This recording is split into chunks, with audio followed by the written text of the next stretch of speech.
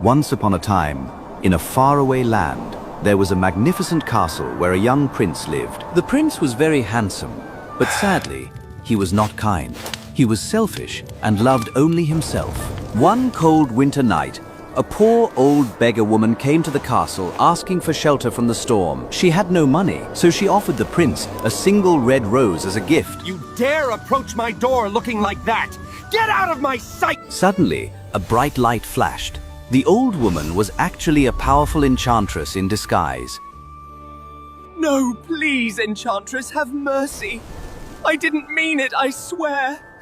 Please. She turned the handsome prince into a scary, hairy beast, so he would look as ugly as his heart.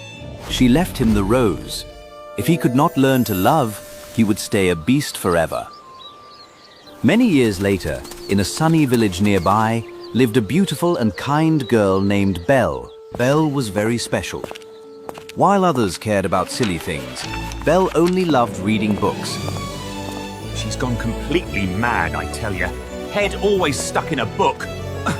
It is just not right. Belle lived with her father, Maurice.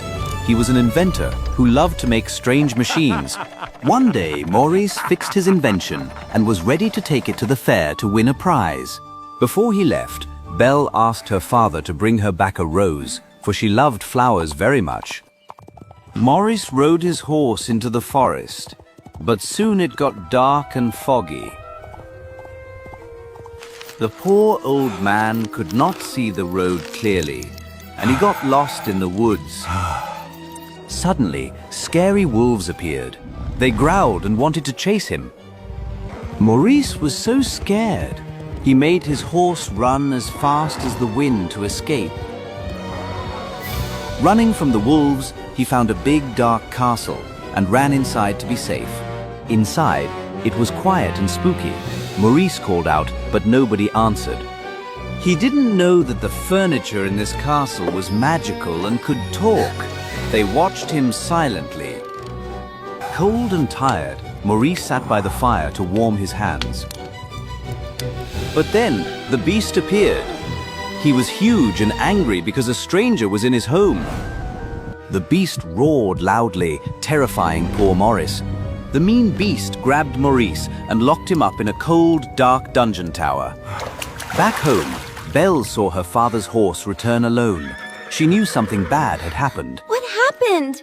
Where is Papa? Being a brave daughter, Belle rode the horse back into the forest to save her father. She arrived at the beast's scary castle. It looked like a place where monsters lived. Belle walked through the dark halls, calling for her papa. Deep down in the dungeon, she heard her father coughing weakly. Don't worry, Papa. I won't leave you. I'm gonna get you out of here. Belle loved her father too much to leave him there alone. Suddenly, the beast stepped out of the shadows. He looked very scary. Please don't do this. You must let me go. The beast said no, so Belle made a brave choice. She said, "Take me instead." She promised to stay in the castle forever if her father could go free. The beast was surprised by her kindness. He agreed and switched them. Maurice cried as he was sent away, leaving his dear daughter behind with the monster. Belle was now a prisoner. She sat in her room and cried because she missed her home. Don't cry, darling. Belle was amazed to see talking objects.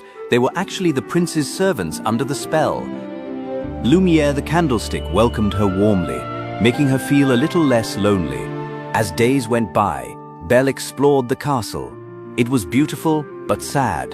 The beast had told her never to go to the West Wing, but Belle was very curious. She went inside and found the magical red rose glowing in a glass jar.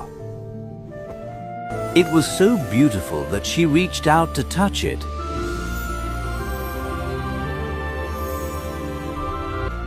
The beast saw her and roared in anger. He was scared she would hurt the rose. Belle was so terrified of his anger that she ran out of the castle into the snow.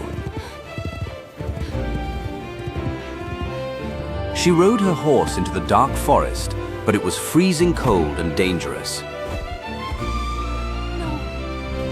A pack of hungry wolves surrounded Belle. They were ready to attack her. Belle closed her eyes, thinking this was the end. But suddenly, the beast jumped in. He fought the wolves to protect Belle. The wolves bit the beast, hurting him badly, but he scared them all away. The beast fell onto the snow, tired and bleeding.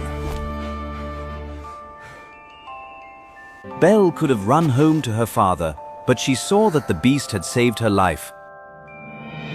She decided to be kind. She helped the beast up.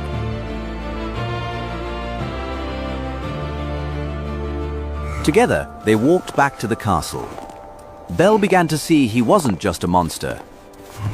Belle gently cleaned the beast's wounds. She wasn't afraid anymore. Thank you.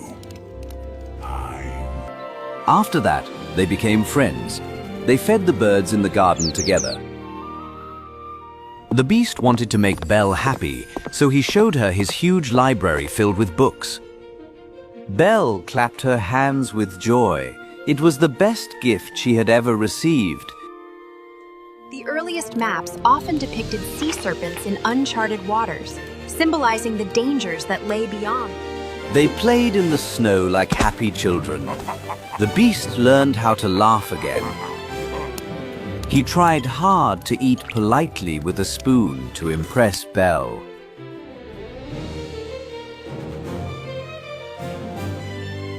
The servants were so happy watching them, they hoped Belle would break the spell. One special night, the beast dressed up like a prince and invited Belle to dance. They danced beautifully across the floor. The beast was gentle and kind. Belle realized she was starting to love the beast for his good heart. But after the dance, the beast saw that Belle looked sad. He asked her why. Belle said she missed her father and was worried about him. Because the beast loved Belle, he gave her a magic mirror to see her father. In the mirror, Belle saw her poor father was sick and lost in the woods looking for her. The beast knew he had to set her free, even if it meant he would stay a beast forever. Belle, you are free now. Belle asked if he would be okay. The beast lied and said yes, just to make her go. He told her to keep the magic mirror so she could always remember him. Belle rode away quickly to save her father, leaving the sad castle behind. Up on the high tower, the beast watched her go and roared in great sadness. The servants were heartbroken too. They knew their time was running out.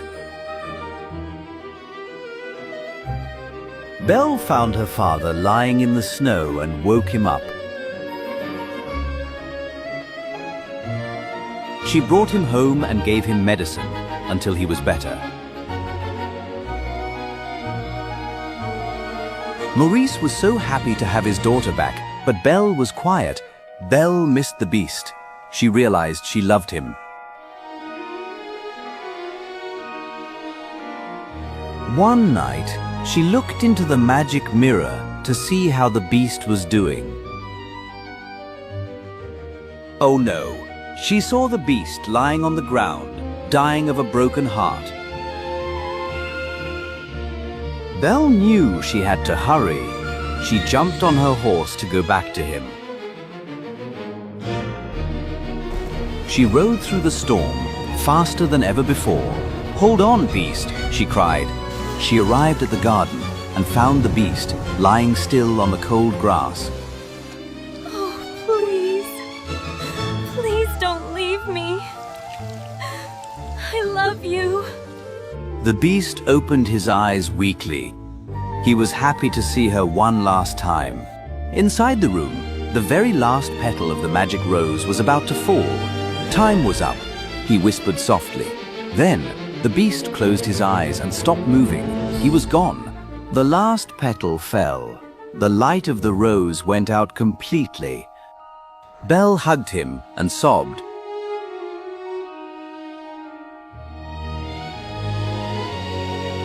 For a moment, everything was silent and sad.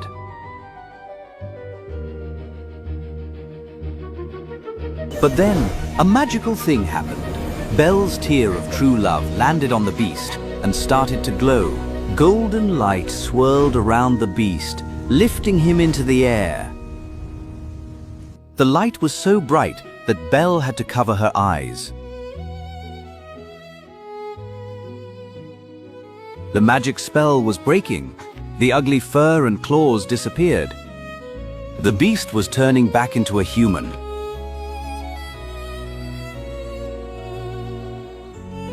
When the light faded, a handsome prince stood there, alive and well. Belle, it is me. Belle looked into his blue eyes and knew it was her beast. They hugged each other with joy. The curse was finally broken. Inside the castle, Lumiere, the clock, and the teapot all turned back into happy people. Little Chip became a cute little boy again and ran to his mother. The next morning, the sun shone brightly on the castle. It was no longer dark and scary. Belle and the prince got married in a beautiful celebration. Everyone cheered. Belle's father, Maurice, was so proud of his brave daughter. The prince promised to always be kind and never selfish again. He thanked Belle for teaching him how to love.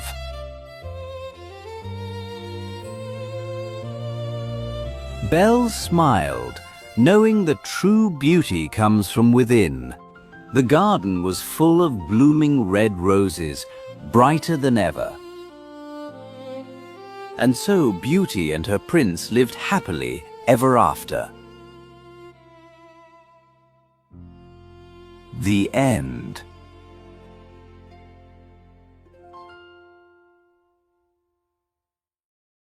Please subscribe to our channel and click the bell icon to watch new videos.